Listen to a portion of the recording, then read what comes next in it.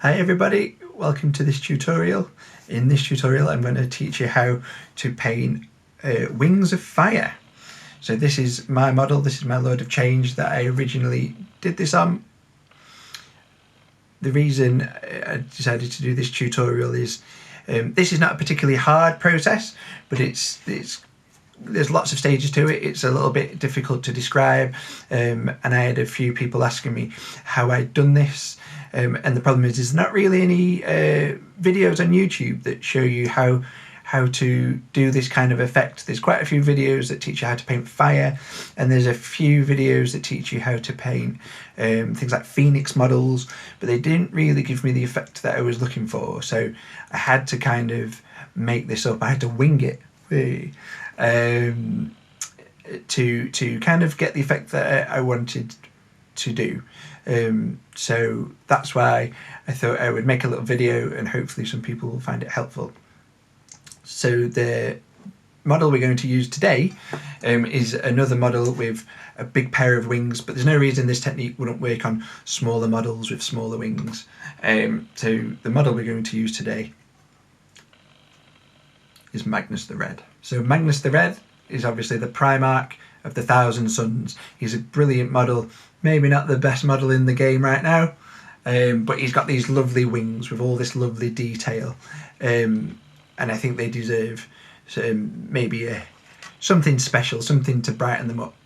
I originally painted this model before, and I really didn't like how I did the wings. They were quite dull, they were quite dark, and I quite like this fire technique just to bring them some vibrancy and give them something a bit different, something a bit more that a Primarch probably deserves. So we're going to start by basing our model. Most people will choose to base their models black or a darker colour. That's absolutely fine. With my Magnus model, he was painted black and I've actually repainted him, so his wings were largely black with just a little bit of colour in. My Lord of Change model was Macragge Blue, so still quite a dark colour, but it doesn't really matter exactly what colour. I think this technique would still work with something like a Corax White or even a grey. And once you've done that, the first thing you need to do is base it again with Screamer Pink. So this is Screamer Pink. Now you want to cover both sides of your model, if that's the area you're wanting to paint. I wouldn't be too upset about having a really perfect undercoat, because there's lots of layers and there's lots of paints to this technique. So if it's not quite perfect and there's still a bit of see-through of your base colour, that's absolutely fine. And in fact, those little consistencies might actually help you in this technique. So if you see, because this model's already been painted once before and I've painted over it, my base colour of Screamer Pink was actually quite thin. So if you see here, I've still got quite a bit of black showing through. And that's okay, because it's in this recess here of part of the model, that will give the fire effect some more depth and some more consistency. And that's the first thing to understand about this technique. There is a lot of paint involved, so everything you're going to do, you're going to want to keep quite light, because there's quite a few steps to it. So if you go in really thick, you're going to start losing detail in your model, and you don't want to do that. So once you've based your model with Screamer Pink, the next thing you're going to use is Volupus Pink Contrast. And you're going to use a big brush, a big base brush, or so I use this Citadel big base brush, but if you've got anything of that size, that would be perfect. And you're going to put a little bit onto your palette with a little bit of water, not very much. I always just use a tiny drop, even with contrast paints. And what you're going to do is you're going to paint this all over your model on both sides of the wings. And once you've done that, you're going to let it dry for about half an hour to an hour. And the good thing about this is that will help even out some of those inconsistencies. So even here, where it was slightly darker, it's sort of already reduced that, which is good really. So as you can see, this is now all dry. We put our Volupus Pink contrast paint on both sides of the wings. One thing it's worth to mention is, in some videos you might see online when they're painting fire, they would have put Screamer Pink on the base and then use something like Nuln Oil to shade it down so it was darker and a bit more black, whereas I've obviously used a purple colour to sort of brighten this up a little bit.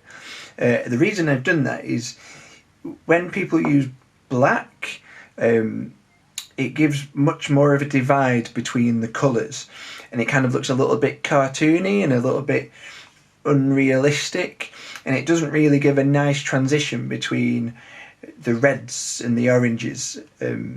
The yellows and the whites towards the end are fine because they're done slightly different, but you get this kind of real disconnect between all the colours.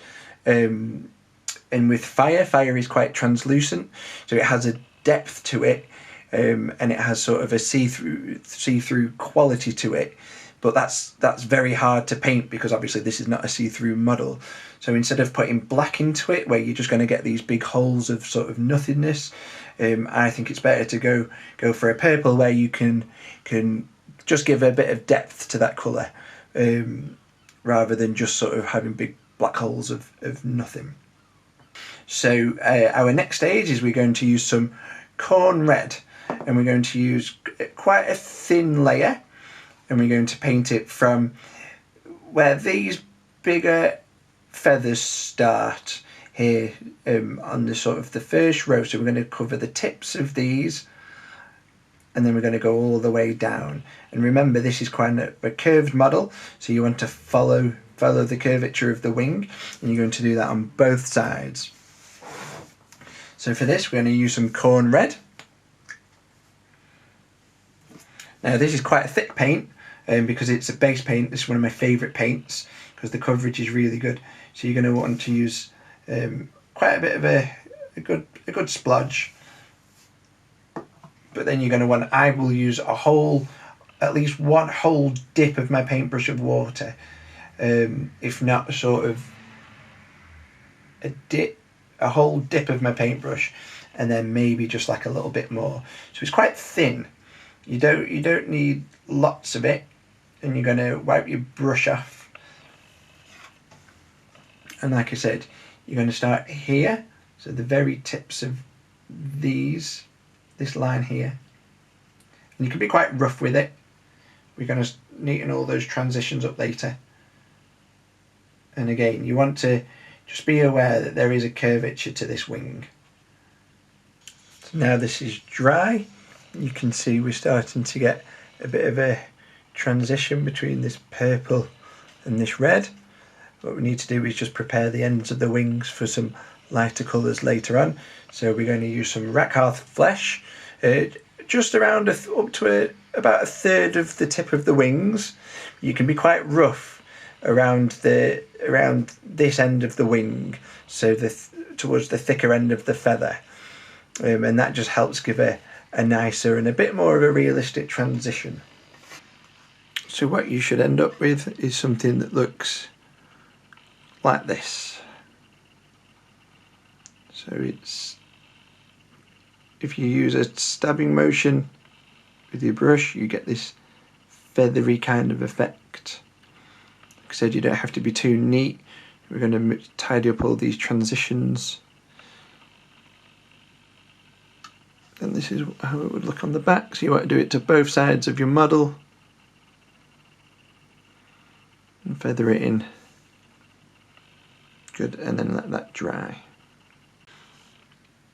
So now that all this is dry, what we want to do is smooth out some of these transitions between this purple, this red and this white, and this will help just make everything a bit more consistent. It'll help give the colour we're going to put on top a bit more depth and just a bit more consistency and a bit more transition. So the way we're going to do this is we're going to use contrast medium and some Khorne Red. So I like to do this in a ratio of 3:1. So I will use a big brush. So I'll put 1, 2, 3 quite big brushes, so you've got a puddle here, and then you're going to wash your brush. So give it a good, just a dry really. And then we're going to use, I would say, about that much paint really. I'm going to mix that in. So you want it to be quite thin. That's maybe a bit too thick. No, it's probably okay. And then I always add a little bit of water as well, because contrast medium is just paint with no pigment in. So this is still paint, so you can thin it down with water a bit more. So you get into kind of the same consistency of a contrast paint, if not a little bit more. So if you spread that, that's quite thin. And there we go. So I'm going to take some of that off.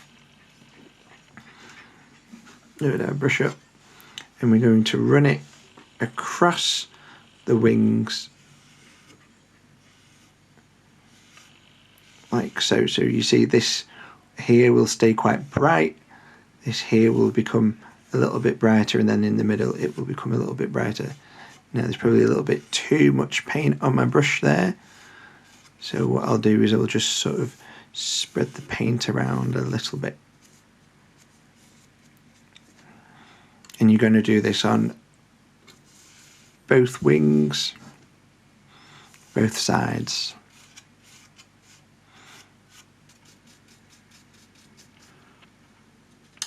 All the way around, and then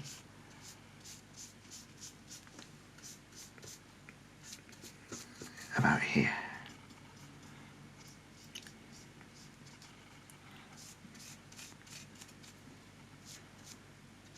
Like this.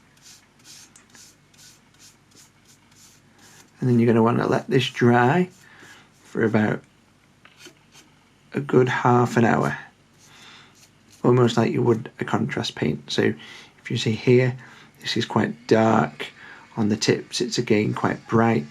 Around here it's quite dark, and then this that was all white has now sort of nicely transitioned into the red. So it's still quite bright,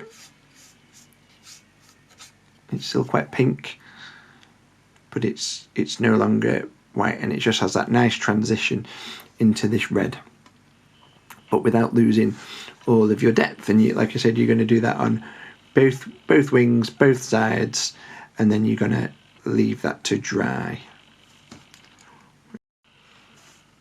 So as you can see, as this is drying, what you're aiming for is this kind of effect. So here we've left this alone, this is still our purple, and then here was our Khorne Red, and that's sort of, I've gone a little bit over our purple, not very much, but just enough to sort of create the transition. And here where the light would catch, we've put some of that watered down Khorne Red here, so it helps create this transition into the shadow around here and around here, and then it's obviously getting lighter towards the end of the wing, and that's where our sort of lightest of our fire will go. So you've got this really quite nice transition as a base, and that's what we're looking for.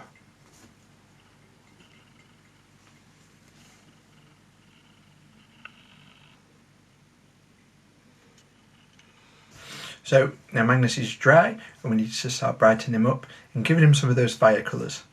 For this you're going to need a dry brush, but I would recommend at least 2, if not 3. If you've only got 1, that's absolutely fine.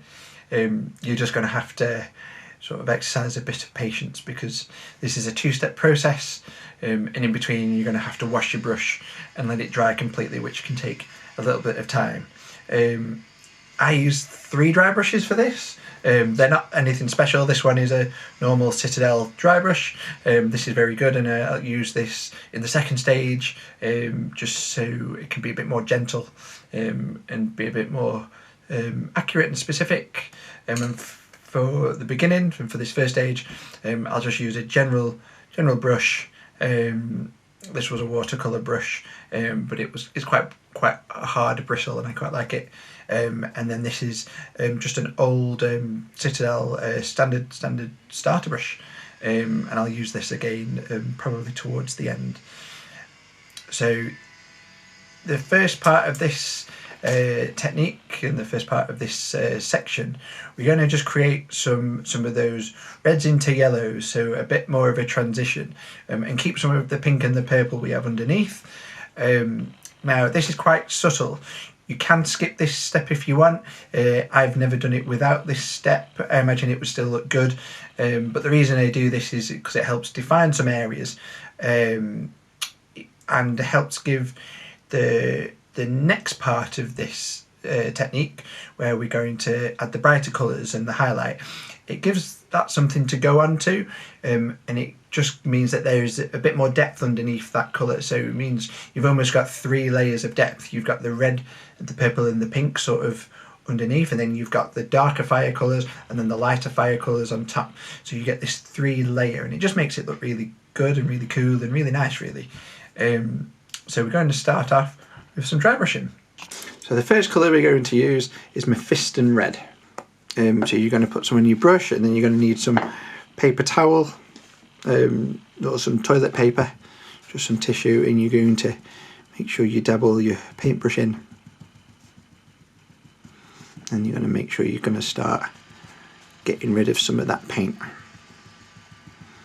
until there's not very much at all. We're going to keep this dark, so here is where we left the purple and into the brightness of our sort of glaze that we put on. So we're going to start just here in this corner, and we're going to overlap the very edges of these purple layers, and we're going to go, so this is going to be quite light. You just want to touch the very edges of these sort of darker feathers, and you're going to come all the way down to this layer of feathers here, this sort of 3rd layer, where just before where the really long feathers come. Okay, so I always go long and in. The reason why I go this way is because you'll start to run out of paint towards here, which means you can make sure this is definitely as light as it can be. And you're going to do this to both sides and on both wings. Now, I will usually do 2 wings at a time, starting on the same side. You don't have to do that. You can do that however you want.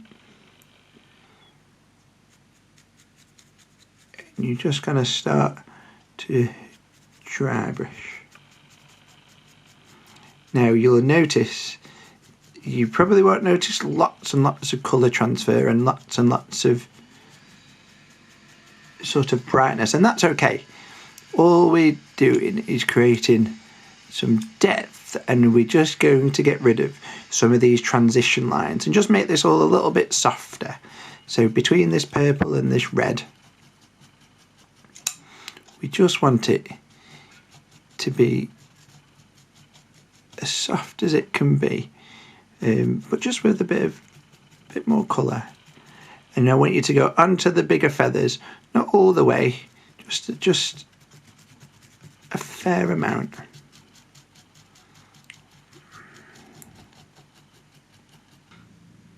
So as you can see, it's quite difficult to pick up on camera, but the very edges of these wings are starting to become a bit brighter. They're picking up a bit. There's a bit of more of a smoother transition between the light and the dark here, and then it's becoming dark around here. Here there's just a bit of a transition that you can see. It's a bit easy to see on the camera. So we're going to do exactly the same with Trollslayer Orange. But what you're not going to do is you're not going to wash your brush. Don't wash your brush at all. And the reason why that is I want some of the paint that is still in the brush to pick up some of the paint that we're going to put on it. So it will darken the orange down, but that's what we want, because that will help, again, smoothing this transition. So this orange, where we will start to become a bit more darker and a bit more browner, whilst the red on the brush starts to mix in with it that's left, and that's okay. So what we're going to do now is dry brush about from here. So our red came to here, and we're going to just overlap it all the way around, all into this darker area now, up until a good overlap into the pinky area. So we've got a good overlap between here and sort of here, really. So we're just going to do that with this. And if you could just give it all a nice dry brush. Again, this will be quite subtle. You won't see massive amounts of colour, and that's okay at this stage. You'll just see the colour shift, so you'll start to see it become lighter.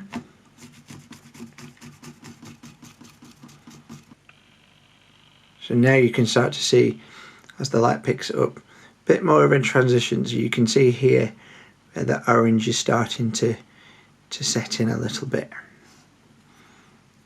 And like I said, this is not very bright because we've mixed it in with the red that was already on our brush.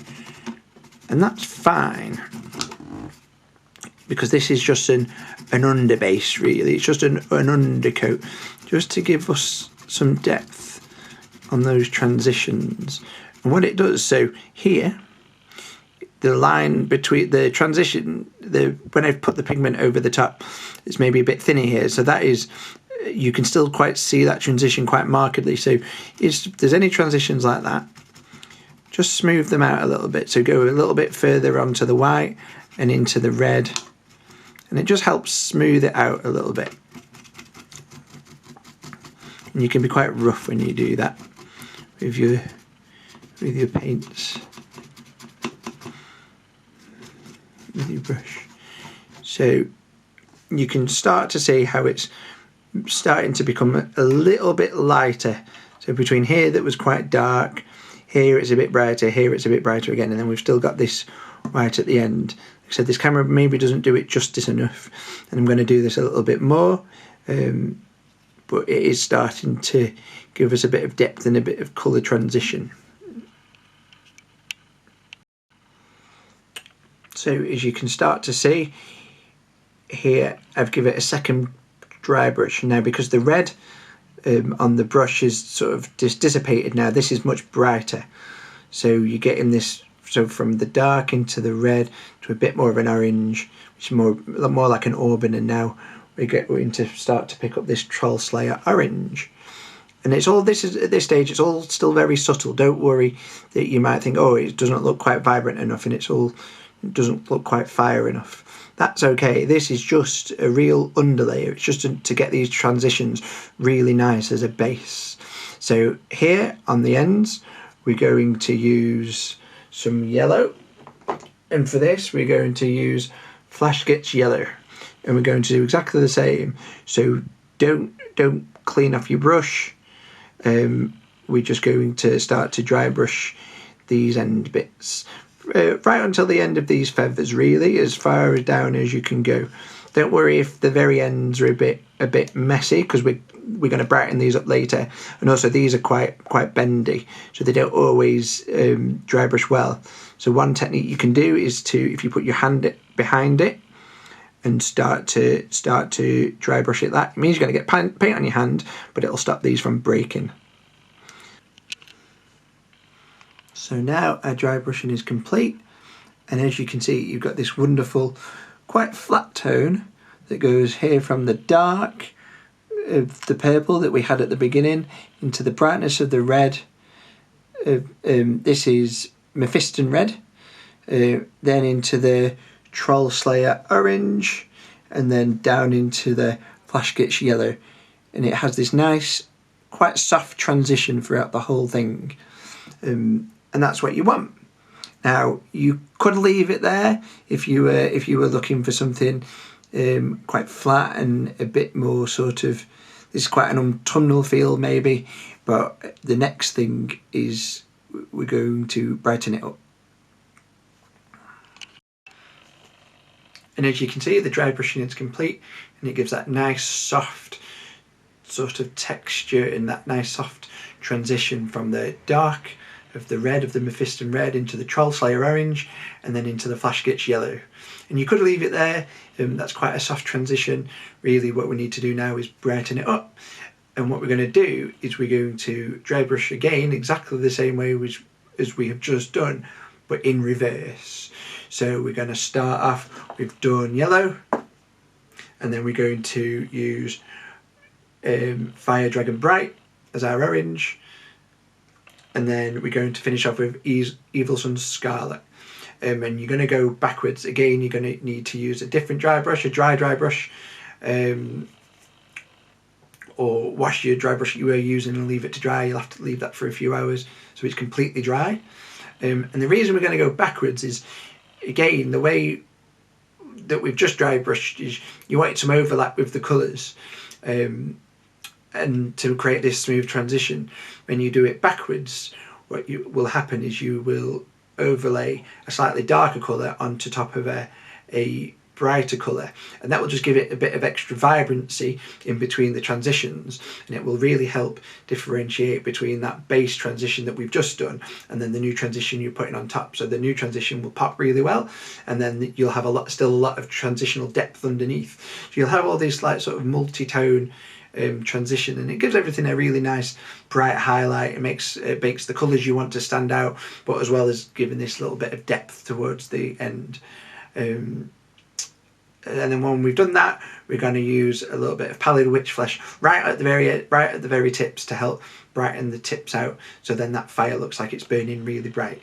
But first we need to dry brush backwards, starting with Dorn Yellow.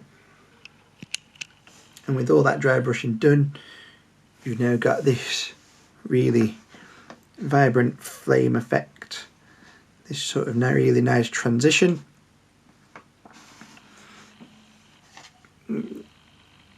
You've got a nice bit of depth in there as well as the highlight. So the only thing left to do is to just brighten the very ends up. Again, we're going to dry brush this, so you'll either have to clean your dry brush and let it dry, or if you've got another dry brush. So this is why I recommended sort of having 3, if not 2. And we're just going to brighten the very ends up with some Palid Wych Flesh, and then we'll do a very light highlight on the rest of the wings, but only going in one direction. So you only really want to brush up, and you're going to catch just some of these very, very sharp edges, but this is going to be a very light highlight, and it's just going to give an extra little bit of brightness and vibrancy. And then we're done. And here we are. This is the finished wings. So we've added some Palid Wych Flesh just to the very tips, and a very, very light bright dry brush to some of the lighter areas on both wings. And that completes our paint job. So I'll do exactly the same order to the other side of the wing. And there we go, a fiery paint job that our Primarch deserves. I will post a link to my Instagram in the comment section of this video, as well as some of the photos that just shows some of the transitions and some of the steps in a bit more detail. I hope people have enjoyed it. I hope people found it useful. I hope some better painters than I can maybe improve on this technique and do something a bit different. That'd be cool, just so then I can learn and see how I could improve this. But I hope you've all liked it, and I hope it helps you guys paint your models. And always remember, Magnus did nothing wrong. See you there.